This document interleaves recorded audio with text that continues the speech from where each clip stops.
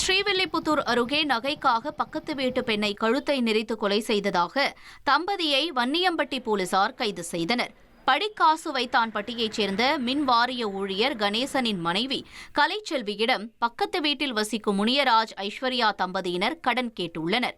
கலைசெல்வி தர மறுத்ததால் அவரை வீட்டிற்கு அழைத்து மின்வயரால் கழுத்தை நெரித்து கொலை செய்துவிட்டு அவர் அணிந்திருந்த நகைகளை 4 லட்சம் ரூபாய்க்கு அடமானம் வைத்ததாக பகீர் தகவல் வெளியாகியுள்ளது.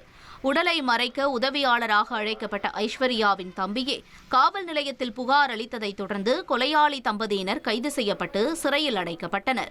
1,28,00,000 மனங்களை வென்ற தந்தி டிவி யூடியூப் சேனல். தவிர்க்க முடியாத தம்ப்நெயில், கலக்கலான கான்டென்ட்ஸ். நீங்களும் இந்த குடும்பத்தில் இணைய இப்பவே சப்ஸ்கிரைப் பண்ணுங்க.